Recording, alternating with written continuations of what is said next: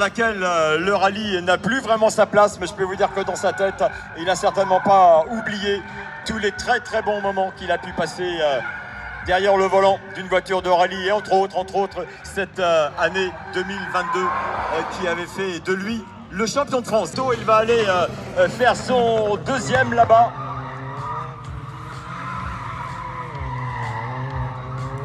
Voilà, il joue le jeu, Johan Bonato. Bon, il faut savoir que... Là. Voilà, ça va arriver dans quelques instants. Voilà, Hugo Margueillan, je vous l'ai dit tout à l'heure, il occupe la deuxième place. Côté de retour dans le baquet de droite aux côtés d'Éric Camilly, Benjamin Veillas, lui qui l'avait accompagné sur ses campagnes mondiales pendant 5 ans. On n'oublie pas qu'Éric Camilly a été et Guillaume Mercoiré, également sociétaire du team PH Sport by Minerva Oil, qui occupe actuellement la 6e position.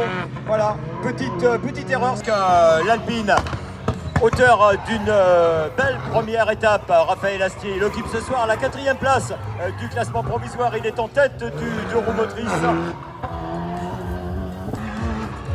où il avait pris la 2e place, la 3e place du roue motrice.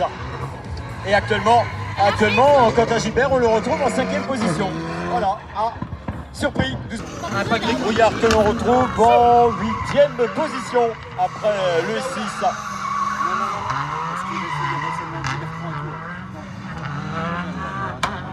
Il fait peut-être pas de très beaux donuts, Eric Monfray, mais il a prévenu, il n'a pas envie d'abîmer la mécanique. Et bon, il élargit le rayon du cercle. C'est pas vraiment son truc, hein, ce genre d'exercice. Luc Giroux que l'on retrouve dans le top 10, voilà, il pointe en 9e position là actuellement à l'issue de l'ES6. Luc Giroux qui a été malheureux en début de saison. Hein, Voilà, Armando Pereira qui a connu un petit souci hier lors du check-down. Hein. Il a abîmé un peu l'auto, son équipe a parfaitement bien travaillé pour présenter l'auto ce matin au parc du Sarrazin Motorsport. Alain Gauthier, qui depuis 5 ans maintenant met sur pied le trophée Lucie. On l'a vu prendre à 2 reprises. On l'a vu prendre à 2 reprises la 2e place de la classe RGT. C'était au rallye du feu rival avec une Sandrine Daval sur une Porsche 996 GT3 dans la classe GT10. Dans le groupe RGT, classe GT10, Laurent Dupont. Sur une Ford Fiesta Rallye 3, c'est la seule voiture d'ailleurs de la classe Rallye 3 engagée. Hein. Lors du rallye d'Antibes, on a pu voir 2 autres Rallye 3 qui étaient la nouvelle Alpine Rallye 3. Mais là, c'est un petit peu, hein. Vous avez retrouvé quelques sensations là. Bah oui, je pense que c'est une passion qui se perd jamais. Hein. Voilà, c'était vraiment sympa. Cette sculpture, c'est top pour Matteo Codaccioni et Pauline Dalmasso. Matteo Codaccioni et Pauline Dalmasso, on les retrouve en 3e position ce soir. Voilà, c'est une des révélations de ce début de saison dans la Stellantis. Avec le numéro 22, piste en piste. C'est Louis Coste avec Sébastien Ribéry du team PH Sport by Minerva Oil. C'est eux qui occupent la tête du classement provisoire ce soir. Louis Constant et Mathieu Coppa. Louis Constant, Mathieu Coppa. Eux aussi étaient très bien placés à l'issue de l'ES3. On les retrouve en 10e position. Eux aussi, je crois, ont été victimes d'une crevaison. Antoine Serre qui occupe une bonne 4e place ce soir. Florent Peillot, qui était déjà en Stellantis Motorsport l'année dernière, il avait disputé, qui lui occupe une belle 2e place ce soir derrière Loïc Coste à l'issue de cette première journée, à l'issue de l'ES6. Il occupe la 2e place actuellement au classement provisoire. Il occupe un rallye 4, Maxence Dupont avec Camille Flageolet, que l'on retrouve en Stellantis ce soir en 8e position.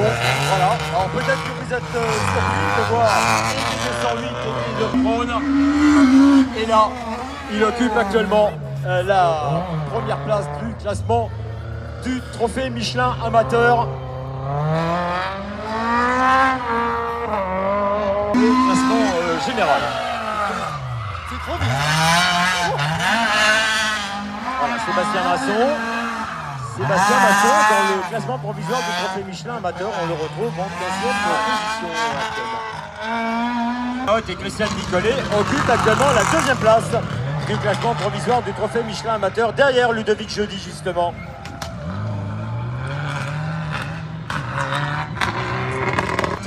Avec Julien Bréjon qui est en piste actuellement.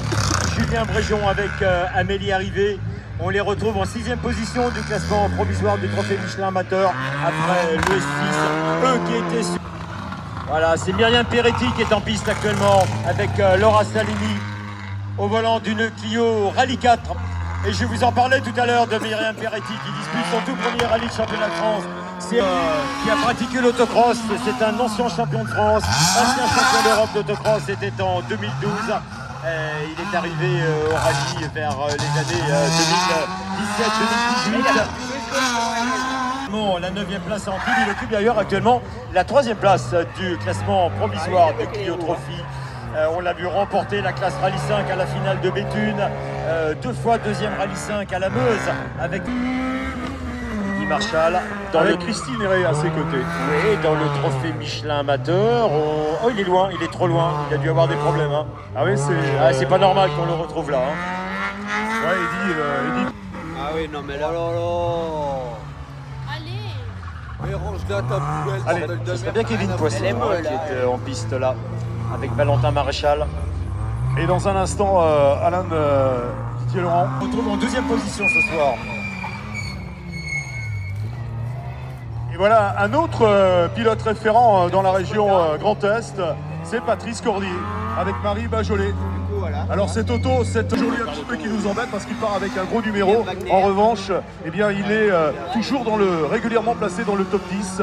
Patrice Cordier, Marie Bajolet évolue actuellement. C'est un des pilotes qui représente Transconcept 96 GT3. Regardez comment ce garçon balance. Il travaille avec... avec l'ami Stirling du côté de stage. C'est un des pilotes très rares pour Didier Lamarche. Ah, presque mieux, mais ça n'a pas tenu. Merci l'ABS. Mais il fait la même. J'ai un celui qui marchait là. C'est Mathieu Walter avec Thibaut Rincourt qui s'est illustré il y a quelques saisons, depuis quelques saisons, dans le trophée Clio et qui est aussi là avec Aurélien Coll. Une de 30, une de 30. Merci Rémi. Le retour, il avait pour des raisons professionnelles posé le casque pendant 2 saisons, le retrouve. Ça a été longtemps l'animateur, vous vous souvenez. Aussi à Juliette Hamel et Maxime Goetz. Et sur le parcours de cette spéciale très spectaculaire, Maxime Goetz. Maxime, c'est le leader pour les connaisseurs de la classe R3. Il croit qu'il fait des études de droit, elle est douée, c'est une banquière et croyez-moi, c'est important de souligner le travail, comme ils l'ont fait depuis le début de ce rallye, le travail des navigatrices.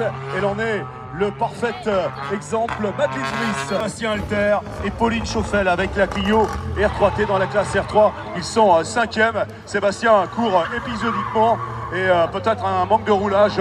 En tout cas, ça se passe bien avec Pauline Chauffel. Le pilote qui nous vient de haut de la Meurthe-et-Moselle. Avec Dimitri Gasser dans le baquet droite. Un coup de chapeau, encore une fois, on va louer le travail des navigateurs parce que Dimitri, du team Solanette, Sébastien Rollin, ils sont 4e de la classe R3. Voilà, je sais, ils sont venus chercher le podium qui leur échappe pour l'instant. On profite François-Michel Grosjean et Aurélien Coll. C'est Manon Aiguier, bien connu ici à Gérardmer.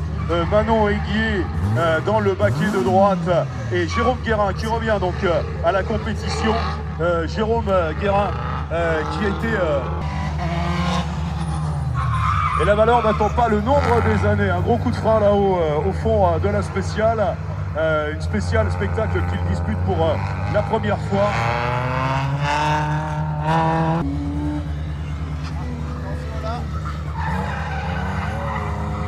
Ça va bien. Il roule avec Romuald Lamboulé dans le baquet de droite. Oh non, il a abandonné.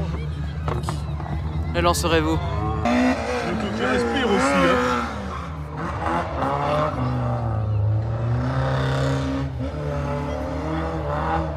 Yannick Paré, associé à Laetitia Gilet. Ils sont proches.